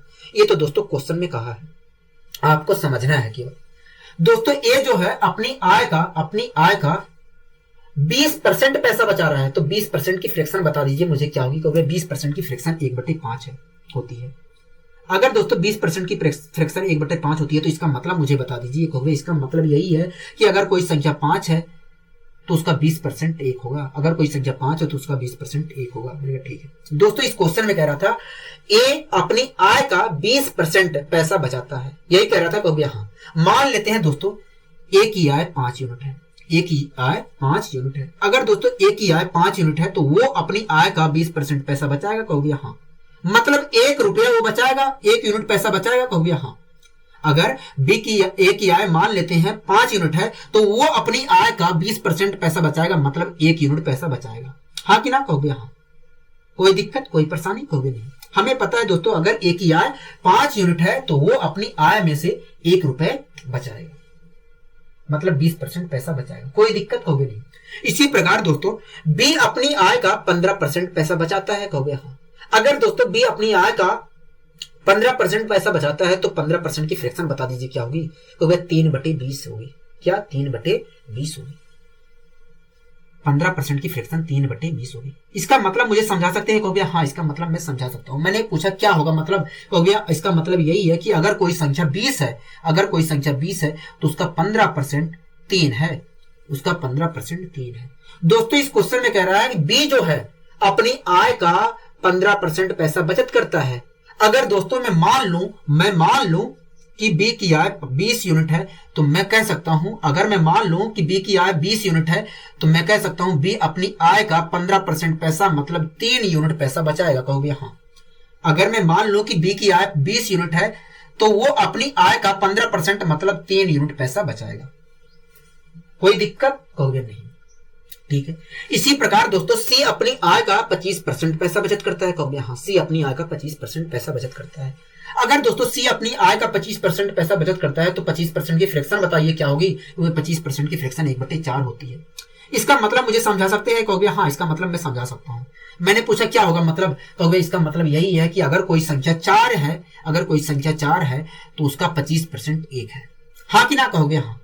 अगर दोस्तों इसका मतलब यही है कि अगर दोस्तों कोई संख्या 4 है तो उसका 25% 1 है। कोई दिक्कत? कहोगे नहीं। दोस्तों इस क्वेश्चन में कह रहा था सी जो है अपनी आय का 25% पैसा बचत करता है। मान लेते हैं दोस्तों सी की आय क्या है? 4 है। अगर सी की आय 4 है तो वो अपनी आय का 25% पैसा बचत करेगा, मतलब 1 यूनिट पैसा बचत करेगा। कोई दिक्कत? कहोगे नहीं। अगर मान लेते हैं सी की आय 4 यूनिट है तो वो अपनी आय में से 25% पैसा मतलब 1 यूनिट पैसा बचत करेगा। कोई दिक्कत यहां तक? कहोगे नहीं। दोस्तों सी ए की आय 5 यूनिट है और 5 यूनिट में से 1 यूनिट पैसा बचत कर रहा है। बी की आय 20 यूनिट है और उसमें से वो 3 यूनिट पैसा बचत कर रहा है। सी की आय 4 यूनिट है और उसमें से वो 1 यूनिट पैसा बचत कर रहा है। हाँ कि ना कहोगे? हाँ। अगर दोस्तों मैं इसके अनुसार देखूं यहां पर, अच्छा दोस्तों एक बात बताइए, ये क्या दिया था? 5:6:9 कहोगे ये वास्तव में ए बी सी की बचत का अनुपात दिया था। अगर दोस्तों ये ए बी सी की बचत का अनुपात है तो इसका मतलब मुझे समझा दीजिए। कहोगे इसका मतलब, अगर मैं इसके अनुसार देखूं तो इसका मतलब यही है कि ए 5 यूनिट पैसा बचत कर रहा है, बी 6 यूनिट पैसा बचत कर रहा है, सी जो है 9 यूनिट पैसा बचत कर रहा है। ठीक है। अगर दोस्तों मैं इसके अनुसार पूछूं, इसका मतलब पूछूं तो कहोगे इसका मतलब यही है कि अगर ए की आय 5 यूनिट है तो उसमें से वो 1 यूनिट पैसा बचत कर रहा है। और यहां पर दोस्तों ये चिल्ला चिल्ला के कह रहा है कि भैया ये तो 5 यूनिट पैसा बचत कर रहा है, लेकिन ये कह रहा है कि भैया अगर ए की आय 5 यूनिट है तो उसमें से वो 1 यूनिट पैसा बचत कर रहा है। हमें पता है दोस्तों ये 5 यूनिट पैसा बचत कर रहा है यहां पर, और यहां पर ए जो है 1 यूनिट पैसा बचत कर रहा है, मतलब 1 यूनिट बराबर 5 के कहोगे। यहां अगर दोस्तों 1 यूनिट बराबर 5 के तो 5 यूनिट बराबर कितने के कहोगे? 25 के। मतलब ए की आय कितनी थी कहोगे? 25 यूनिट थी। कोई दिक्कत कोई परेशानी कहोगे नहीं। इसी प्रकार दोस्तों इसका मतलब मुझे बताइए कहोगे, इसका मतलब यही है कि अगर बी की आय 20 यूनिट है तो वो 20 यूनिट में से 3 यूनिट पैसा बचत कर रहा है। ठीक है। लेकिन दोस्तों ये जो रेशियो लिखा था ये चिल्ला चिल्ला के कह रहा है कि भैया बी जो है 6 यूनिट पैसा बचत कर रहा है, लेकिन इसके अनुसार देखा जाए तो बी 3 यूनिट पैसा बचत कर रहा है। मतलब 3 यूनिट बराबर 6 के कहोगे। हाँ, 3 यूनिट बराबर 6 के। अगर दोस्तों 3 यूनिट बराबर 6 के है तो 1 यूनिट की वैल्यू कितनी होगी कहोगे? 1 यूनिट की वैल्यू 2 होगी, और 1 यूनिट की वैल्यू अगर 2 है तो 20 यूनिट की वैल्यू कितनी होगी कहोगे? 20 यूनिट की वैल्यू 40 होगी। मतलब बी की आय कितनी थी कहोगे? 40 थी। ठीक है। इसी प्रकार दोस्तों इसका मतलब मुझे समझा दीजिए कहोगे, इसका मतलब यही है कि अगर सी की आय 4 यूनिट है तो उस 4 यूनिट में से वो 1 यूनिट पैसा बचत कर रहा है। ठीक है। लेकिन दोस्तों ये जो रेशियो लिखा था इसके अनुसार देखा जाए तो सी 9 यूनिट पैसा बचत कर रहा है, और इसके अनुसार मैं देखूं तो सी जो है 1 यूनिट पैसा बचत कर रहा है अगर उसकी आय 4 यूनिट है। हाँ कि ना कहोगे? हाँ। अगर दोस्तों इसके अनुसार देखा जाए तो सी 1 यूनिट पैसा बचत कर रहा है, लेकिन इसके अनुसार देखा जाए तो सी जो है 9 यूनिट पैसा बचत कर रहा है। मतलब 1 यूनिट बराबर 9 के कहोगे। हाँ। अगर 1 यूनिट बराबर 9 के तो 4 यूनिट बराबर कितने के कहोगे? 36 के। मतलब सी की आय कितनी थी कहोगे? 36 यूनिट थी। कोई दिक्कत कहोगे नहीं। दोस्तों हमें पता चल गया कि भैया ए की आय 25 यूनिट है, बी की आय 40 यूनिट है और सी की आय 36 यूनिट है। तो ये वास्तव में कुछ और नहीं है, ए बी सी की आय का रेशियो है। ए बी सी की आय का रेशियो है। ठीक है। अगर दोस्तों ए बी सी की आय का रेशियो है तो तीनों की आय का कुल योग कितना होगा कभी? देखिए ए की आय 25 यूनिट थी, बी की आय 40 यूनिट थी और सी की आय 36 यूनिट थी। अगर आप तीनों की कुल आय पूछते हैं तो तीनों को जोड़ देते हैं और तीनों को जोड़ने पर आएगा 101 यूनिट। मतलब तीनों व्यक्तियों की कुल आय कितनी थी कहोगे? 101 यूनिट थी। कोई दिक्कत कोई परेशानी कहोगे? नहीं, हमें कोई दिक्कत कोई परेशानी नहीं है।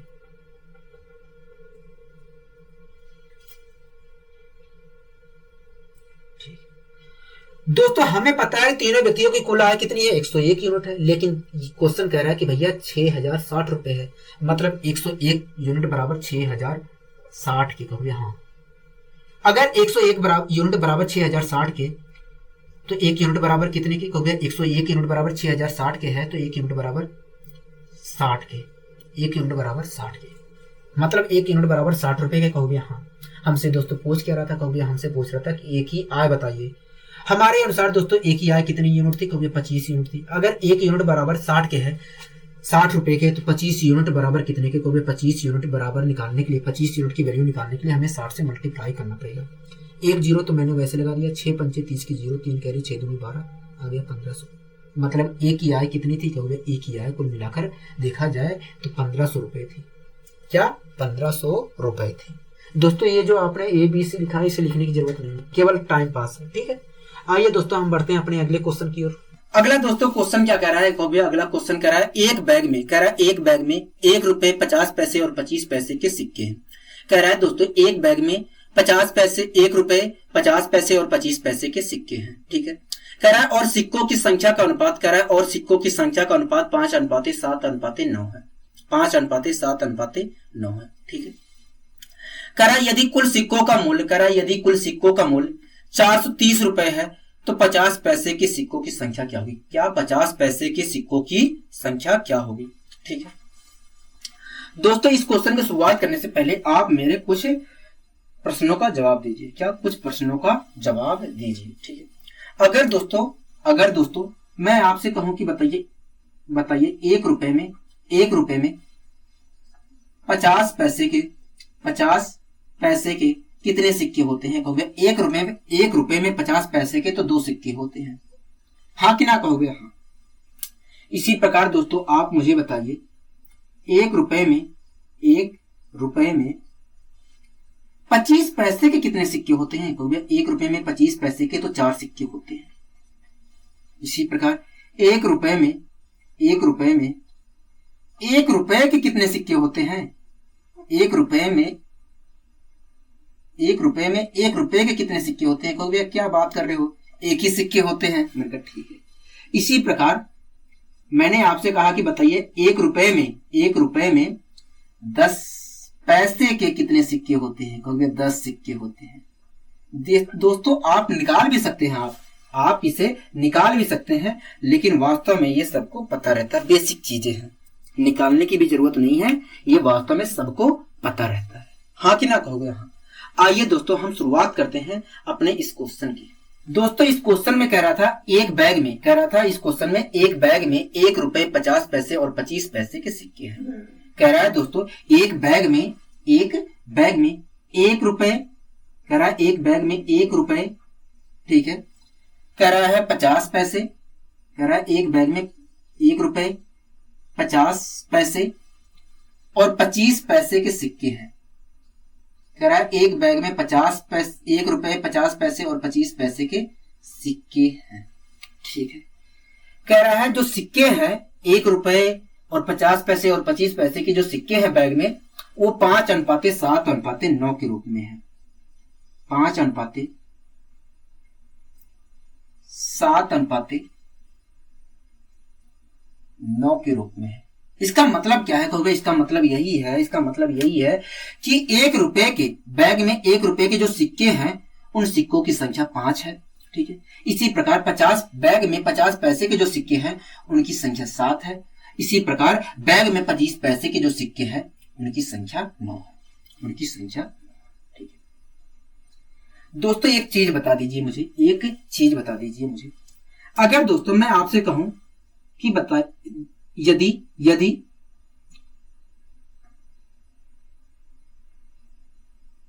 अगर 2 रुपए के 5 सिक्के हैं, अगर 2 रुपए के 5 सिक्के हैं तो जो 5 सिक्के हैं उनका कुल मूल्य कितना है? 2 रुपए के यदि 5 सिक्के हैं तो 2 रुपए के जो 5 सिक्के हैं उनका कुल मूल्य कितना है? कहोगे 10 है। मतलब कुल मिलाकर 10 रुपए है 2 रुपए के। कहोगे हाँ, 2 रुपए के सिक्कों के अनुसार कुल मिलाकर 10 रुपए। ठीक, इसी प्रकार दोस्तों मैंने आपसे कहा कि यदि 5 रुपए के 20 सिक्के हैं, यदि 5 रुपए के 20 सिक्के हैं तो उनकी कुल कीमत कितनी है? 5 रुपए के यदि 20 सिक्के हैं तो उन 20 सिक्कों की कुल कीमत कितनी है? कहोगे 100 रुपए कीमत है। 100 रुपए कीमत है, कोई दिक्कत कहोगे नहीं। इसी प्रकार दोस्तों मैंने आपसे कहा यदि 100 रुपए के 2 नोट है, 100 रुपए के 2 नोट है तो कुल कितने रुपए हैं? कहोगे 200 रुपए है। मतलब दोनों नोटों की कीमत कितनी है? कहोगे 200 रुपए है। हाँ कि ना कहोगे? हाँ। 100 रुपए के जो दोनों नोट है उनकी कुल कीमत 200 रुपए है। इसी प्रकार दोस्तों अगर मैं आपसे कहूं कि 50 रुपए के 8 नोट हैं, 50 रुपए के 8 नोट हैं तो ये जो 8 नोट है इनकी कुल कीमत कितनी है? कहोगे 200 रुपए है। नहीं, 400 रुपए है। मतलब 50 रुपए के जो नोट है 8 उनकी कुल कीमत कितनी है? कहोगे 400 है। मतलब 50 रुपए के जो नोट है, 50 रुपए के 8 नोट हैं तो इस प्रकार कुल मिलाकर 400 रुपए है। कहोगे हाँ। यहां तक आपको चीजें समझ में आई? कहोगे हाँ, चीजें समझ में आ गई। ठीक है, अब दोस्तों इसे देख लेते हैं। दोस्तों 1 रुपए के बैग में 5 सिक्के थे। अगर दोस्तों 1 रुपए के बैग में 5 सिक्के थे तो इन पांचों सिक्कों की कुल कीमत कितनी थी? कहोगे इतनी कीमत थी। 1 रुपए के दोस्तों, 1 रुपए के दोस्तों बैग में 5 सिक्के थे, तो इन पांचों सिक्कों की 1 रुपए के जो 5 सिक्के हैं इनकी कुल कीमत कितनी है? कहोगे इतनी कीमत है। हाँ कि ना? कहोगे हाँ। इसी प्रकार दोस्तों 50 पैसे के बैग में 50 पैसे के 7 सिक्के हैं। 50 पैसे का मतलब दोस्तों होता है 1/2 रुपए। क्या होता है? 1/2 रुपए। दोस्तों 50 पैसे के मतलब 1/2 रुपए के, दोस्तों 50 पैसे के मतलब 1/2 रुपए के बैग में 50 पैसे के मतलब 1/2 रुपए के 1/2 रुपए के बैग में 7 सिक्के हैं। 1/2 रुपए के बैग में 7 सिक्के हैं, तो इन 7 सिक्कों की कुल कीमत कितनी होगी? कहोगे इतनी कीमत होगी। हाँ कि ना? कहोगे हाँ।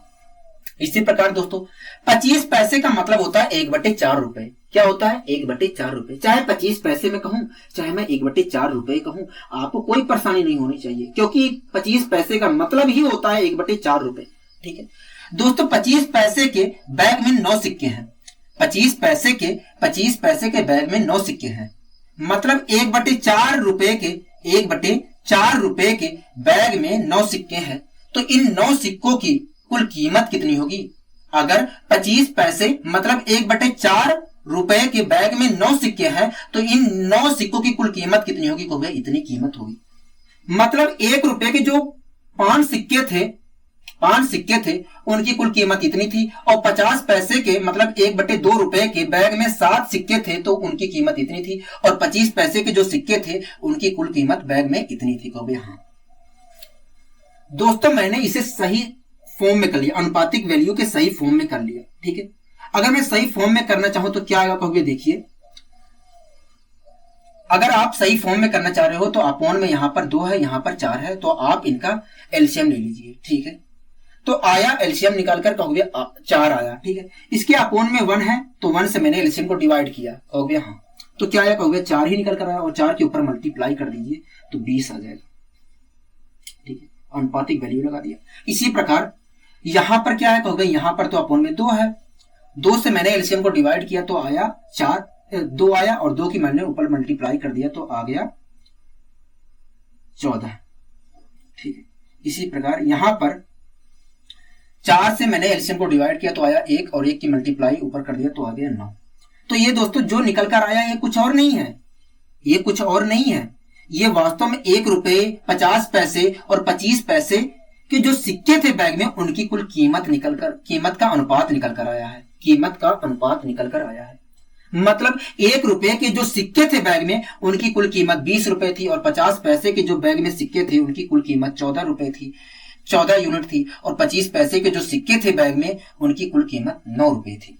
ठीक है, अगर दोस्तों बैग में 1 रुपए के जो सिक्के थे उनकी कुल कीमत 20 रुपए है, 20 यूनिट या 20 रुपए है, और 50 पैसे के जो बैग में सिक्के थे कुल उनकी कीमत 14 यूनिट या 14 रुपए है, और 25 पैसे के जो सिक्के थे बैग में उनकी कुल कीमत 9 रुपए है, तो बैग में कुल कितने रुपए हैं? कहोगे दो तीनों को हमने जोड़ दिया, तो तीनों को हमने अगर मैं जोड़ता हूं तो आएगा 43। मतलब बैग में 1 रुपए और 50 पैसे और 25 पैसे के जो कुल सिक्के थे उनकी कुल कीमत 43 रुपए थी। क्या? 43 रुपए थी। लेकिन दोस्तों क्वेश्चन में कहा है कि तीनों कुल सिक्कों की कुल कीमत कराया, कुल सिक्कों की कुल कीमत या मूल्य 430 रुपए है। 430 रुपए हम निकाल रहे हैं दोस्तों, तो कुल कीमत कितनी है सिक्कों की? कहोगे 43 है, लेकिन क्वेश्चन कह रहा है 430 रुपए है कुल सिक्कों की कीमत, मतलब 43 बराबर 430 के। कहोगे हाँ, अगर दोस्तों 43 बराबर 430 के, तो 1 बराबर कितने के? कहोगे 1 बराबर 10 रुपए की, 1 यूनिट बराबर 10 रुपए की। ठीक है दोस्तों, इस क्वेश्चन में हमसे पूछ रहा है कि बता दीजिए 50 पैसे की सिक्के कुल कितने थे? 50 पैसे के कुल सिक्के कितने थे? अगर दोस्तों हमसे पूछ रहा है 50 पैसे के कुल कितने सिक्के थे, तो सबसे पहले आपको यह बताना होगा 50 पैसे के जो सिक्के थे उनकी कुल कीमत कितनी थी। तो अगर देखिए 50 पैसे के जो सिक्के थे कुल उनकी कीमत थी 14 यूनिट। मैंने कहा ठीक है, अगर दोस्तों 1 यूनिट की वैल्यू 10 रुपए है तो 14 यूनिट की वैल्यू कितनी होगी? 140 रुपए होगी। 140 रुपए होगी। मतलब हो गया। मतलब यही है कि 50 पैसे के जो कुल सिक्के थे, 50 पैसे के जो कुल सिक्के थे, उनकी कीमत बैग में 140 रुपए की थी। उनकी कीमत बैग में 140 रुपए थी। ठीक है, कोई दिक्कत होगी नहीं। अब दोस्तों मुझे एक बात बताइए, 1 रुपए में 50 पैसे के कितने सिक्के होते हैं? क्योंकि 1 रुपए में 50 पैसे के 2 सिक्के होते हैं। ठीक है, अगर दोस्तों 1 रुपए में 50 पैसे के 2 सिक्के होते हैं तो बैग में 50 पैसे के जो सिक्के थे, कुल 50 पैसे के जो कुल सिक्के थे, उनकी कीमत 140 थी। हो गया। हाँ, 1 रुपए में दोस्तों 2 सिक्के होते हैं 50 पैसे के, तो 140 रुपए में 50 पैसे के कितने सिक्के रहे होंगे? तो 140 रुपए में 50 पैसे के इतने सिक्के रहे होंगे, क्योंकि एक सिक्के में 1 रुपए के सिक्के में 2 50 पैसे के सिक्के होते हैं। 1 रुपए में 50 पैसे के 2 सिक्के होते हैं, तो 140 रुपए में 50 पैसे के इतने सिक्के होंगे। मतलब हो गया, मतलब 280 सिक्के होंगे। ठीक है, अगर दोस्तों मल्टीप्लाई करने पर 280 आया तो मैं कह सकता हूं 50 पैसे के जो सिक्के थे बैग में, उनकी संख्या कुल कितनी थी? कहोगे 280 थी। 280 थी। कितनी थी? कहोगे 280 थी। कोई दिक्कत कोई परेशानी? कहोगे नहीं, हमें कोई दिक्कत कोई परेशानी नहीं है। दोस्तों ये जो आपने लिखा है, इसे लिखने की कोई जरूरत नहीं थी। ये तो मैंने समझाने के लिए लिखा है। अगर दोस्तों आप इसे हटा भी देते हैं तो और छोटा हो जाएगा आपका। ठीक है, कोई दिक्कत कोई परेशानी? कहोगे नहीं। आइए दोस्तों हम बढ़ते हैं अपने अगले क्वेश्चन की ओर। अगला दोस्तों क्वेश्चन क्या कह रहा है? कहोगे अगला क्वेश्चन कह रहा है, एक बैग में 1 रुपए 50 पैसे व 25 पैसे के सिक्के हैं।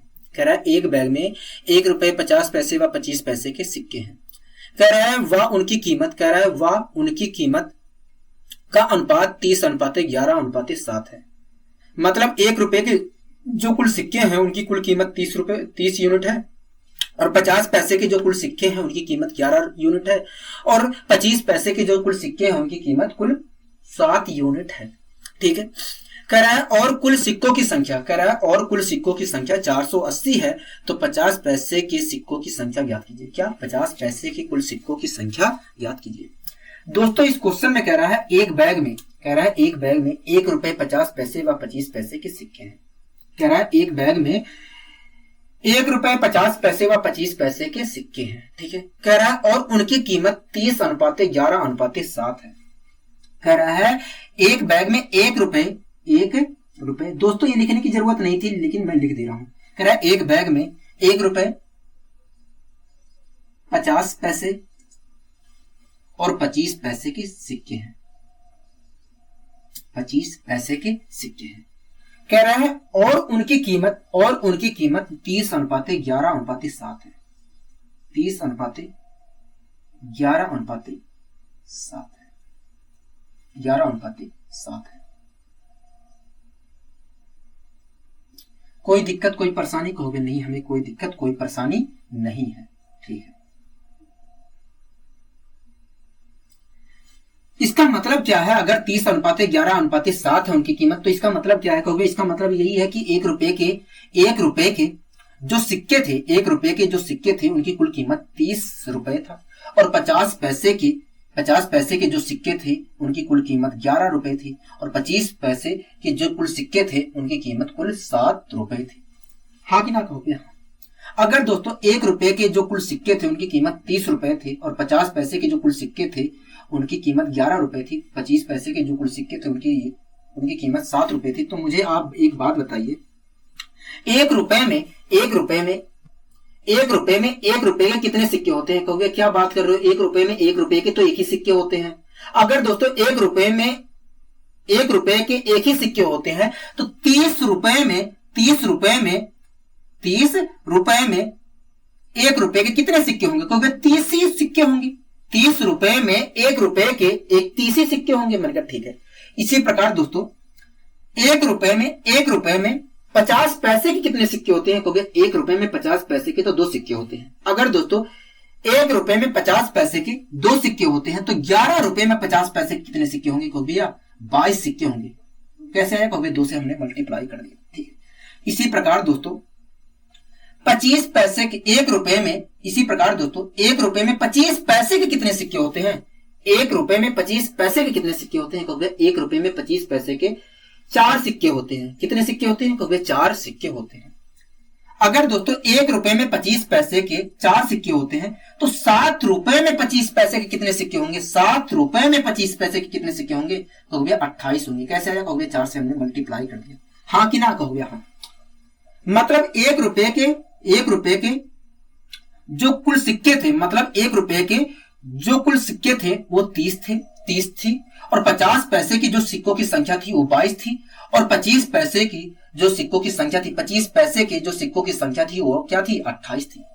अगर दोस्तों 1 रुपए के सिक्कों की संख्या 30 थी, 50 पैसे के सिक्कों की संख्या 22 थी और 25 पैसे के सिक्कों की संख्या 28 थी, तो कुल सिक्के कितने थे? कुल सिक्के कितने थे? तो देखिए हमने जोड़ लिया। 30 में अगर मैं 22 जोड़ता हूं तो आ जाएगा 52। क्या आ जाएगा? 52 आ जाएगा। ठीक है। और 52 में मैंने 28 जोड़ दिया तो 8 2 10 की 0 हासिल लगे, 5 2 7 1 8। मतलब कुल सिक्कों की संख्या कितनी थी? कहोगे कुल सिक्कों की संख्या 80 थी। हमारे अनुसार दोस्तों कुल सिक्कों की संख्या 80 थी। कुल सिक्कों की संख्या 80 थी। लेकिन दोस्तों क्वेश्चन कह रहा है कुल सिक्कों की संख्या 480 है। मतलब 80 बराबर 480 के। हाँ कहोगे हाँ, 80 यूनिट बराबर 480 सिक्के के। कोई दिक्कत आपको? कहोगे नहीं। 80 यूनिट बराबर 480 सिक्के के। ठीक। अगर दोस्तों 80 बराबर 480 के तो 1 यूनिट बराबर कितने के? कहोगे 1 यूनिट बराबर 6 के। 1 यूनिट बराबर 6 सिक्के के। कोई दिक्कत, कोई परेशानी? कहोगे नहीं। दोस्तों हमसे पूछा क्या है? कहोगे हमसे पूछा है 50 पैसे की सिक्कों की संख्या क्या है। दोस्तों 50 पैसे के सिक्कों की संख्या कुल कितनी है? कहोगे 22 यूनिट है। 22 यूनिट है। ठीक है। अगर दोस्तों 50 पैसे के सिक्कों की संख्या 22 यूनिट है तो हमें 22 यूनिट की वैल्यू बतानी पड़ेगी। 50 पैसों की कुल सिक्कों की संख्या बताने के लिए 22 यूनिट की वैल्यू बतानी पड़ेगी। कहोगे हाँ।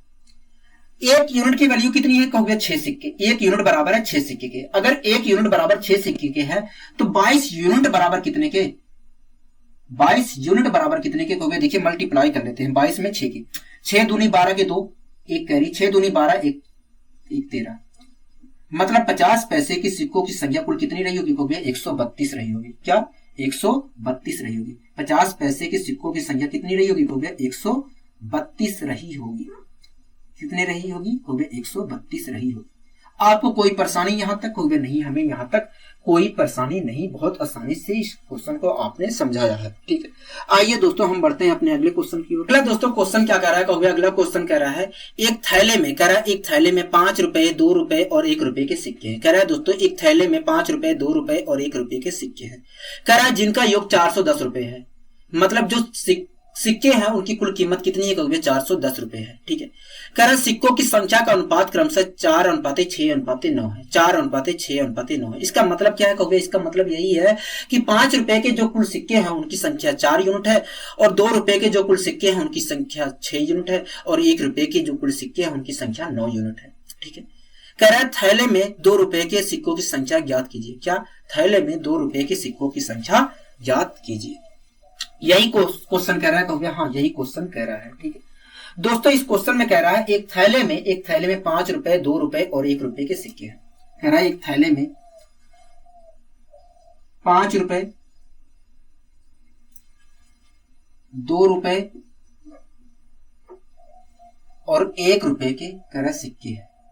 कह रहा है एक थैले में 5 रुपए 2 रुपए और 1 रुपए के सिक्के। कोई दिक्कत यहां तक? कहोगे नहीं। कह रहा है जिनका योग, मतलब जो सिक्के हैं उनकी कीमत कुल 410 रुपए है। कोई दिक्कत? कहोगे नहीं। आगे दोस्तों कह रहा है कि जो सिक्कों की संख्या का अनुपात है, जो सिक्कों की संख्याओं का अनुपात है वो 4:6:9 है। इसका मतलब क्या है? कहोगे इसका मतलब यही है।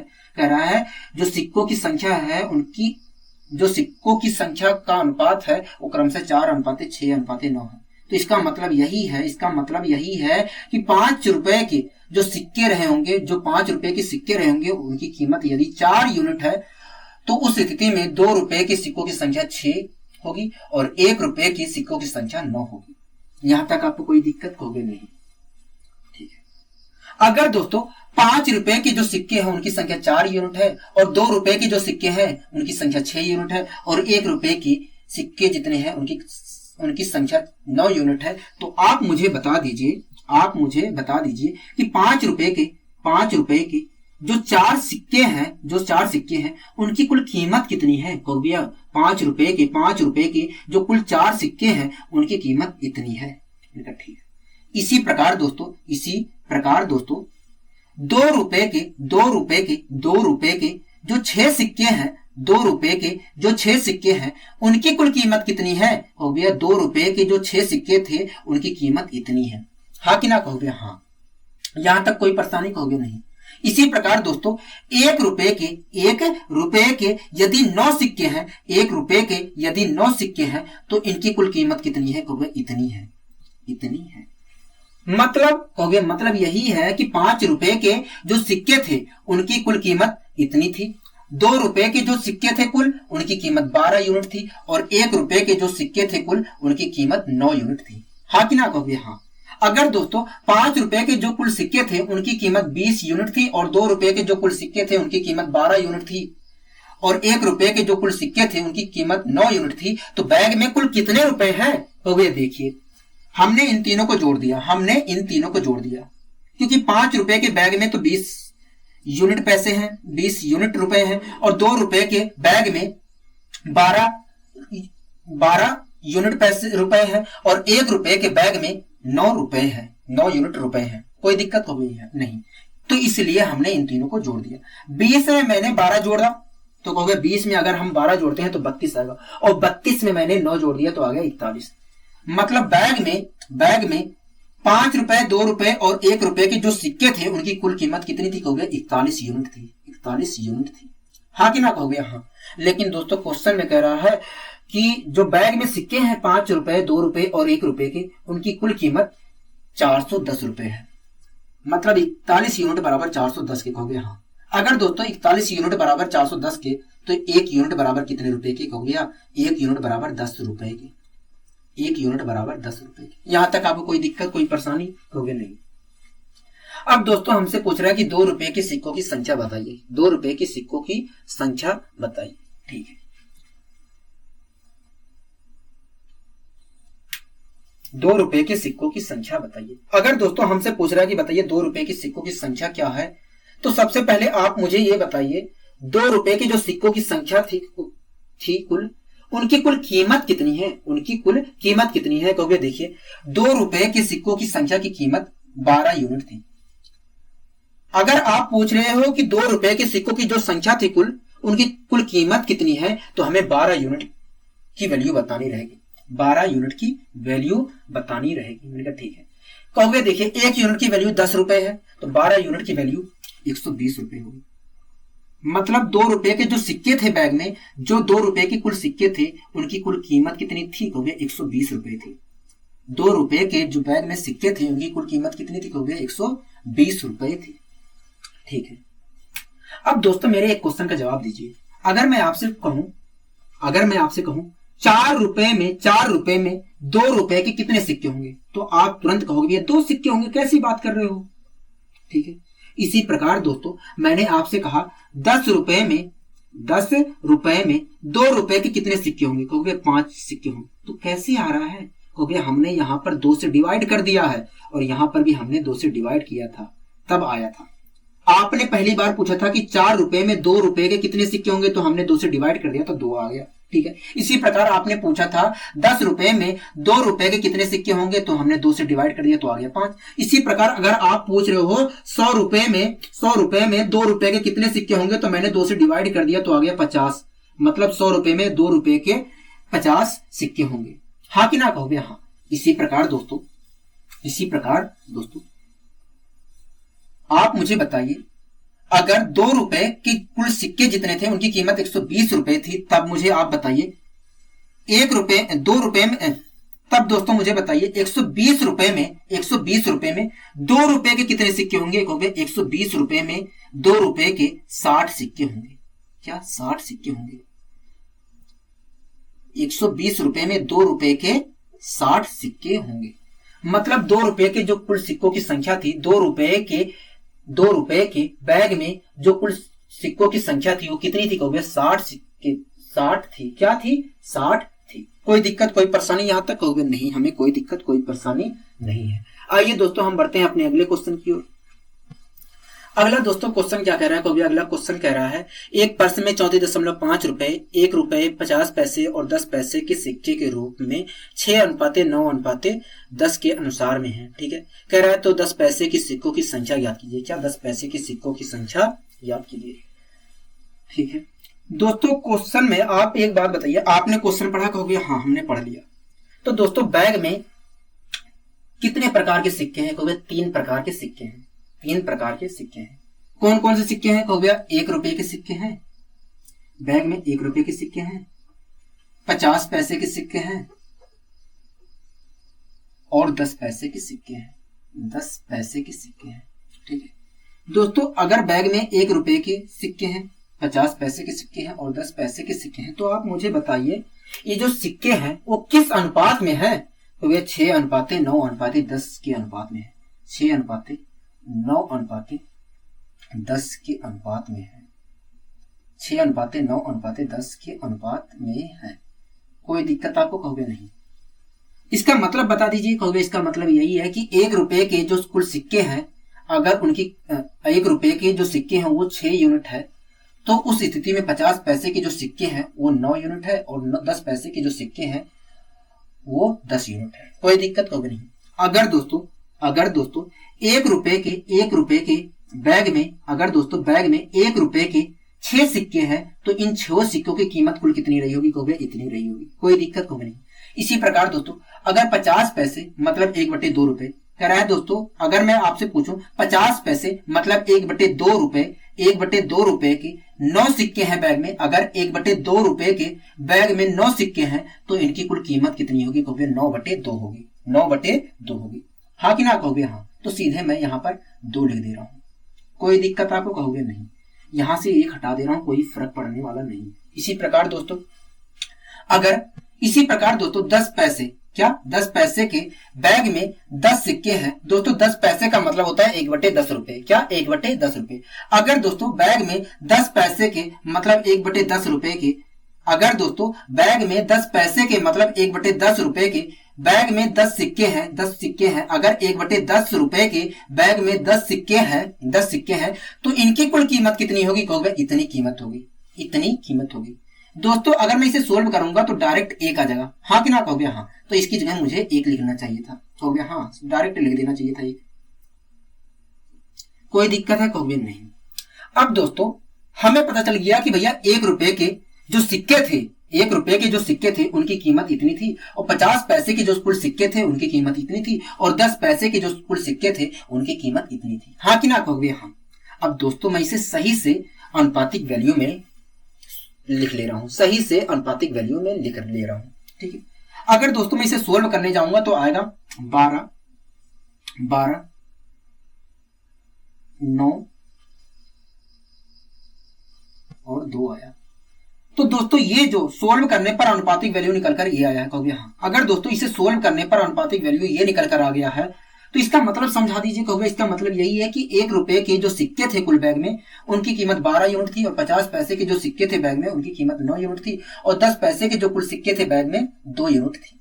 ठीक है, 10 पैसे के जो कुल सिक्के थे उनकी कीमत 2 यूनिट थी। अगर दोस्तों 1 रुपए के जो कुल सिक्के थे उनकी कीमत 12 यूनिट है, और 50 पैसे के जो कुल सिक्के हैं उनकी कीमत 9 यूनिट है, और 10 पैसे के जो कुल सिक्के हैं उनकी कीमत 2 यूनिट है, तो बैग में कुल कितने रुपए हैं, कहोगे हमने सबको जोड़ लिया।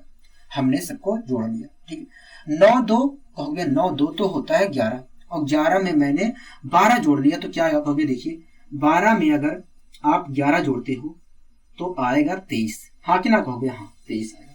मतलब बैग में जो कुल 1 रुपए 50 पैसे और 10 पैसे के सिक्के थे उनकी कीमत 23 यूनिट थी। हाँ कि ना कहोगे हाँ, 23 यूनिट थी। लेकिन दोस्तों क्वेश्चन में कह रहा था कि पर्स में जो कुल सिक्के थे उनकी कुल कीमत 34.5 थी। हमें दोस्तों पता है कि 1 रुपए 50 पैसे और 10 पैसे की जो सिक्के थे पर्स में उनकी कुल कीमत 23 यूनिट थी, लेकिन क्वेश्चन कह रहा है 34.5 थी। मतलब 23 बराबर 34.5 के, कहोगे हाँ। अगर दोस्तों 23 बराबर 34.5 रुपए के, तो 1 बराबर कितने के, कहोगे 1 बराबर, अगर मैं इसे सोल्व करता हूं तो आएगा 1.5 रुपए के। 1 यूनिट बराबर 1.5 रुपए की। कोई दिक्कत कोई परेशानी, कहोगे नहीं, हमें कोई दिक्कत कोई परेशानी नहीं है। ठीक है दोस्तों, कह रहा है कि 10 पैसे, आगे कह रहा है 10 पैसे के सिक्कों की संख्या बताइए। अगर दोस्तों हमें 10 पैसे के सिक्कों की संख्या बतानी है तो आप सबसे पहले ये बता दीजिए कि 10 पैसे की जितने सिक्के थे उनकी कुल कीमत कितनी थी। क्योंकि देखिए 10 पैसे के जितने कुल सिक्के थे उनकी कीमत तो 2 यूनिट थी। 10 पैसे के जितने भी सिक्के थे उनकी कीमत 2 यूनिट थी। अगर आप पूछ रहे हैं कि 10 पैसे के जितने सिक्के थे उनकी कुल कीमत कितनी है तो हम उस स्थिति में हमें 2 यूनिट की वैल्यू बतानी पड़ेगी। ठीक है, तो कहोगे देखिए 1 यूनिट की वैल्यू 1.5 रुपए है तो 2 यूनिट की वैल्यू 3 रुपए होगी। 3 रुपए होगी, हाँ कि ना कहोगे? हाँ। अब दोस्तों एक चीज बताइए, 1 रुपए में 10 पैसे के कितने सिक्के होते हैं? कहोगे 1 रुपए में 10 पैसे के तो 10 सिक्के होते हैं। अगर दोस्तों 1 रुपए में 10 पैसे के 10 सिक्के होते हैं तो 3 रुपए में 10 पैसे के कितने सिक्के रहे होंगे? तो वे 3 रुपए में 10 पैसे के 30 सिक्के होंगे। 3 रुपए में 10 पैसे के 30 सिक्के होंगे। मतलब 10 पैसे के जो कुल सिक्के थे उनकी संख्या कितनी थी? कहोगे 30 थी। 10 पैसे के जितने भी सिक्के थे उनकी कुल संख्या 30 थी, हाँ कि ना कहोगे?